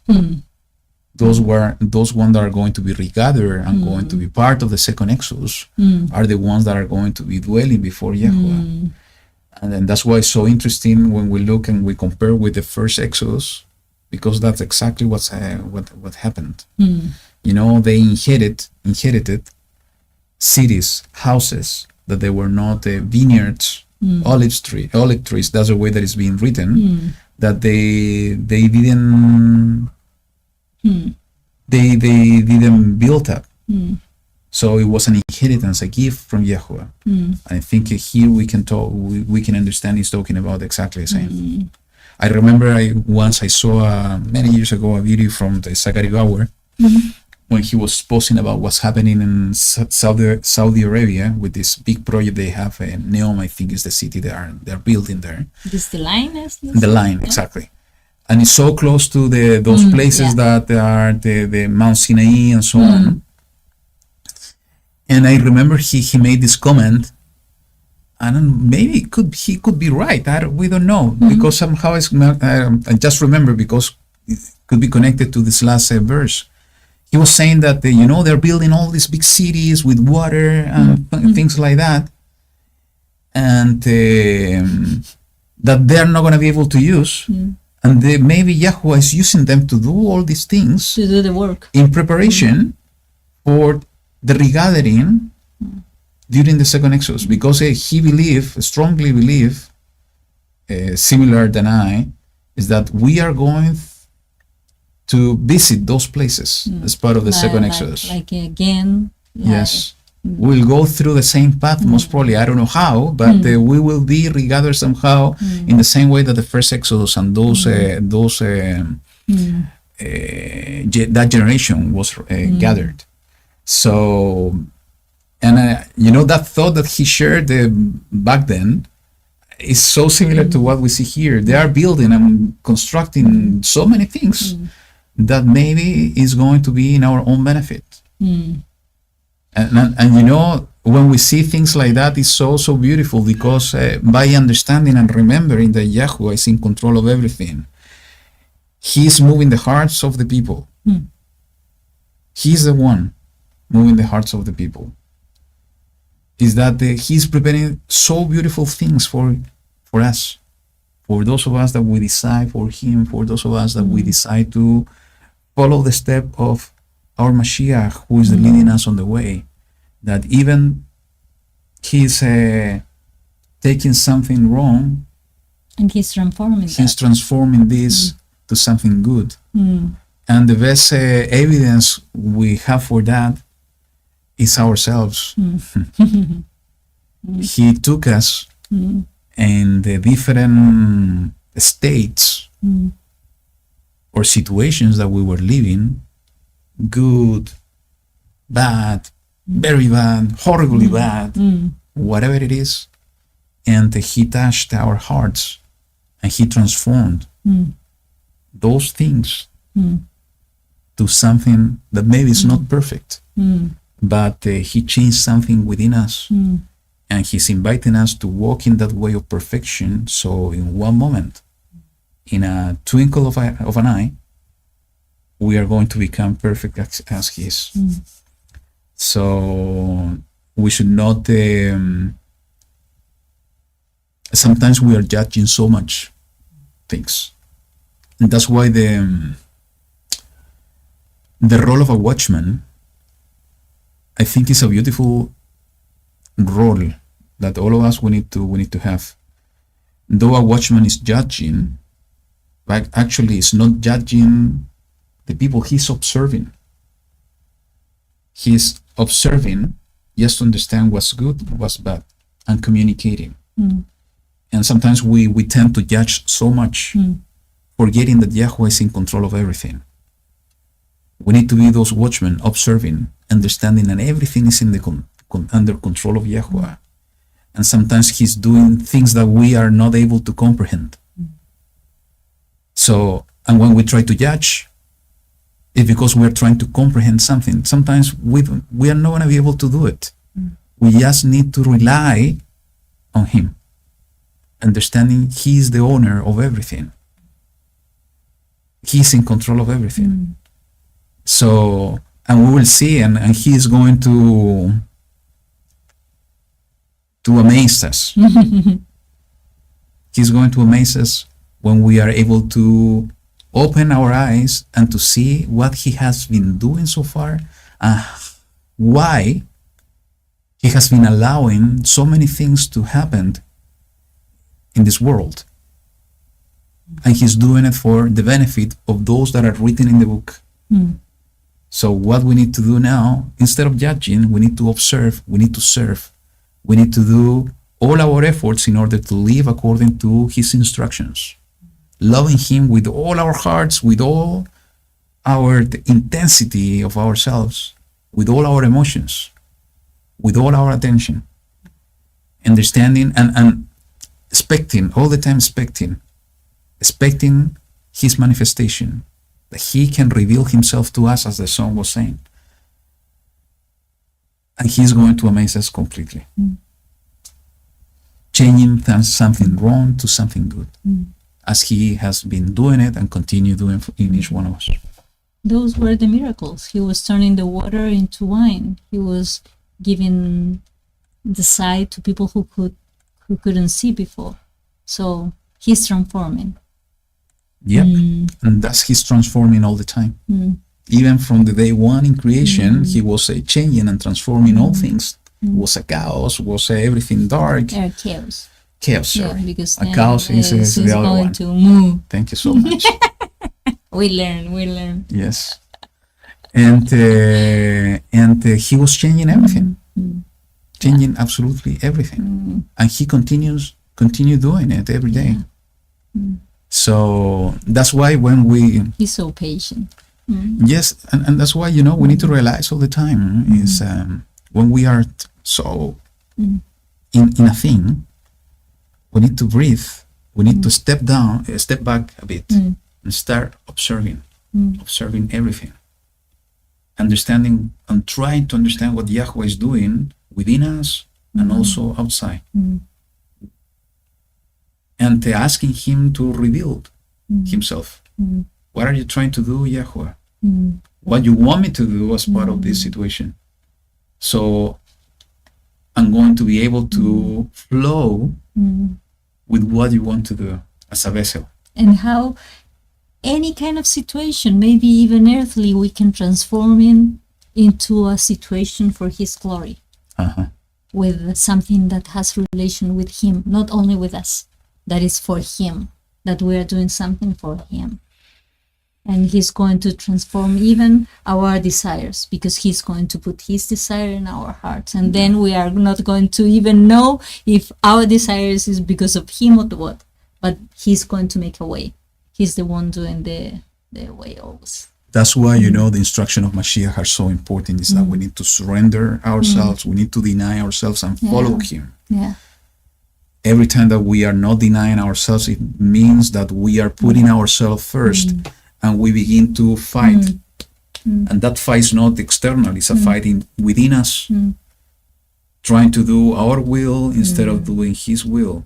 But if we surrender ourselves, we are going to start seeing those little miracles that are happening every day, because are happening, and maybe we are blind and we are not able to see. But when we stop fighting within ourselves, because we are surrendering our life to him, we are going to see, we are going to start seeing those little, small, but at the same time huge and big miracles he's doing in our lives every day. So that should be our way of thinking and our way of living. Good. It's been interesting. Those are interesting riddles. There are so many things that we're not seeing here, but we need to continue praying YaHuWaH to keep opening our eyes to see and to understand, because it's going to help us in preparation to what we are living in these days and what's coming ahead. And believe me, what's coming ahead is huge. We need to be so prepared. As I said there before at the beginning, every day, we need to come out of the system of the world. Every day, we need to decide for YaHuWaH instead of deciding for the world. Every day, we need to live being guided by the Ruach of Elohim, because if we are guided by the Ruach of Elohim, we are children of Elohim. And I was sharing with Lillian the other day, is that being guided is not fully and not directly connected to the baptism of the Ruach of Elohim.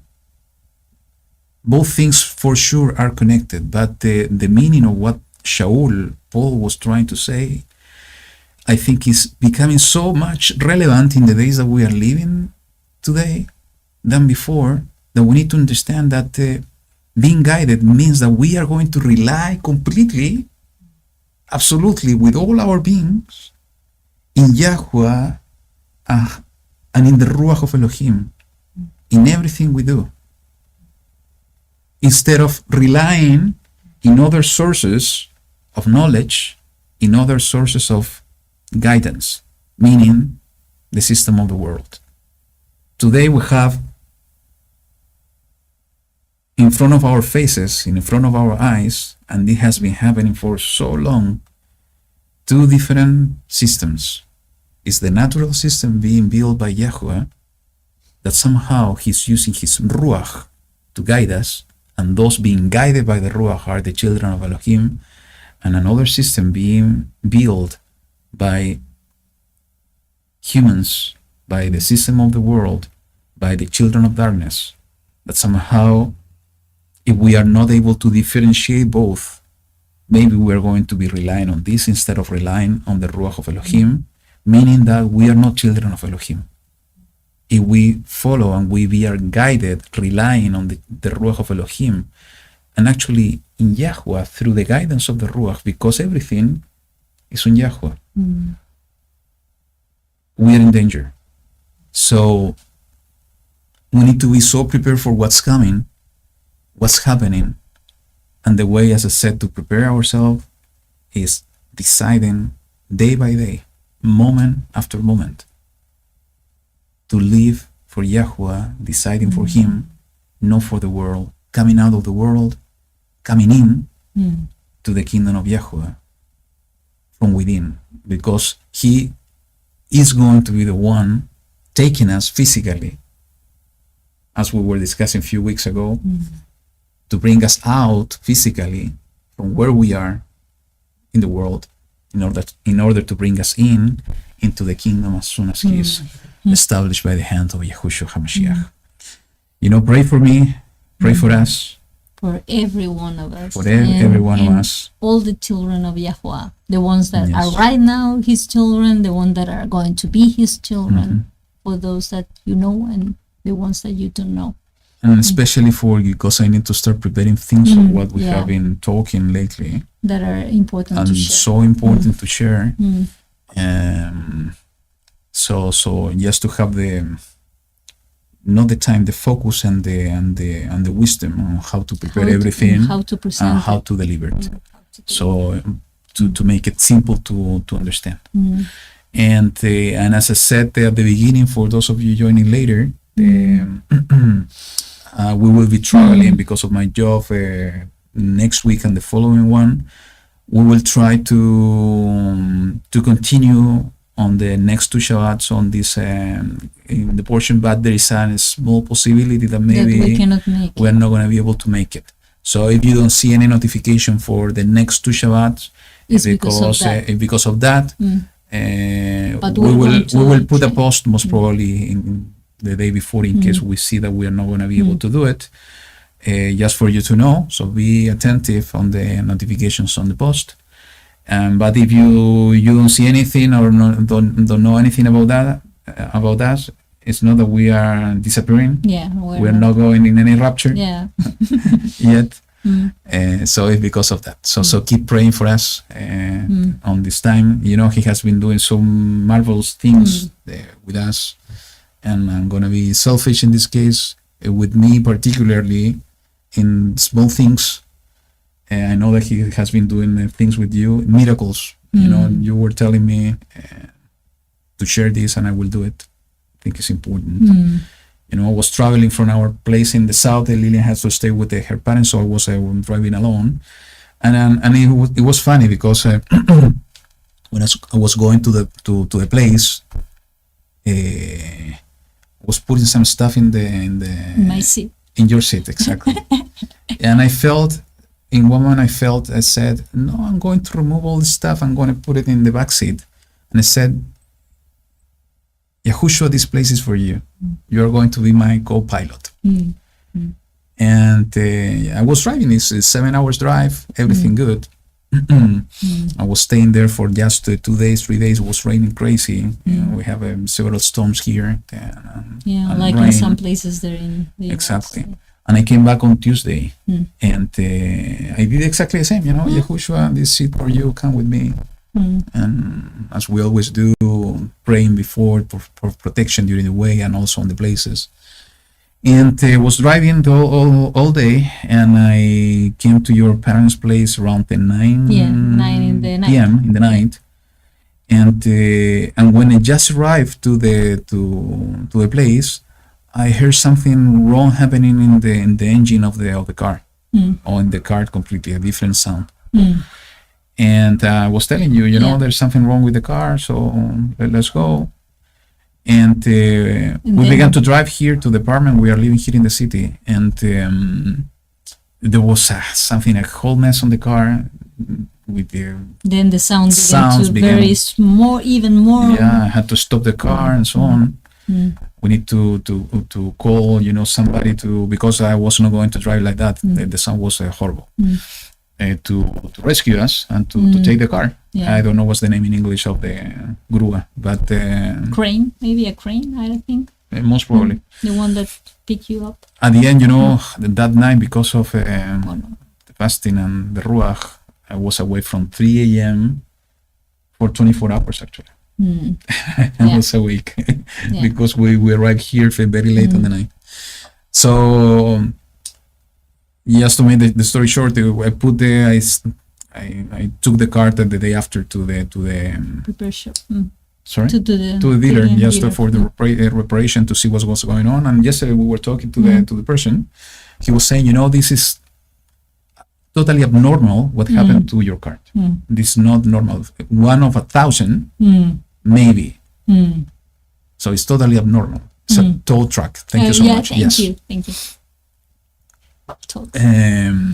It's totally abnormal. It's 1 from 1,000, and it's because of this car has double traction that somehow this wasn't worst, because everything from the back of the car was detached from the chassis somehow. And was going down. Everything was hanging there. Was hanging. That was creating all the noise on the wheels. And actually, I didn't notice the wheels on the back wheels of the car was doing this. Were in this position now. So the point is that I could. If that happened before, it was 7-8 hours driving with a high speed. Yeah. Could be a horrible accident. Yeah. But Yahushua was my co-pilot. So he waited until you were in a safe place. Correct. And then that happened. Yes, exactly. Yeah. Even though it's something that is bad, but it was not that bad that it could have been if he was not there with you, protecting you. Yeah. Yes. And he's always like that. And the other thing that happened, something, I have the other day that the Ruach was visiting me, there was something so strong, and still feeling, this burden, like it's not a burden, it's like a fire that is so connected to things that I have been studying. It has been something, a kind of obsession that he has put on me, and this is something that somehow is connected to even what we were studying last year. Yeah. There's nothing on. There's no coincidence. The word coincidence doesn't appear in the scripture, as somebody says. Yeah. And it's not coincidence what I have been studying in college. It's not coincidence on the places I have been working. It's not coincidence on the things that he has been pushing me on to study from a long time. It's not coincidence on everything that we have been doing and talking. It's just YaHuWaH is opening the eyes to see what's going on today, and for us to be prepared. So that's why, when I'm asking for special prayers, pray for in that direction, because what he's downloading, and it's so important for us to see and to be prepared and start warning people. It's the time that we start warning people, as he's saying, to come out. It's not to get into the trap. So pray in that direction in order to have the wisdom to prepare the information. And also, we are sharing this with you because of gratitude of YaHuWaH and to YaHuWaH, but also for you to be attentive. YaHuWaH is doing so many important things in each one of us. We need to live not only as the watchman, and this is something that he put in my heart the other day as well, in a beautiful way, is that we need to begin once again to live, not only to know, is to live through the experience, what it means to be a new creature, what it means to be a new man, what it means to be a new woman, what it means to be a new person. We have forgot somehow what it means. We knew when he began to take us from the world, and we knew not only with knowledge, through our experience, we were feeling it. You know, there are two communication things, and I didn't share this with you, and it came just today. It's thoughts and emotions. Both things needs to work together. That's why when he's asking us and instructing us to love him as the first commandment, is that we need to do it with all our heart, with all our being, and with all the intensity. And the way that we're doing is through our thoughts and our emotions. You know, with the emotions we are charging, and we are delivering the thought, and we are delivering all ourselves to YaHuWaH. So we need to, when I'm saying that, we need to once again to understand through our experience to live as a new creature, is we need to do it in that way. And this is beautifully connected to the fruit of the Ruach. Joy, shalom, self-control, and you know, all the fruits of the Ruach. Is to have that joy, is to talk to YaHuWaH all the time, to ask him to reveal himself to us in every experience we are living, to open up our arms and our hearts to any challenges or experiences he's bringing to our life every day. Because the experiences he's giving us is a way for us to live as a new creature, is to manifest that new creature, keeping the commandments and keeping the Torah of YaHuWaH in practice, to bring light with the right attitude, with a smile in our hearts and in our faces, to let that light that is within us to shine to the external world. So we need to start remembering living as a new creature, because that's a way that he is going to use us in these times. Don't know what I'm sharing this with you, but I hope somehow this word that I'm sharing is going to touch your heart and you are going to remember. Let's not focus on the wrong things. Let's take one step back. Let's become a watchman, observing everything that's going on, but keeping that new creature,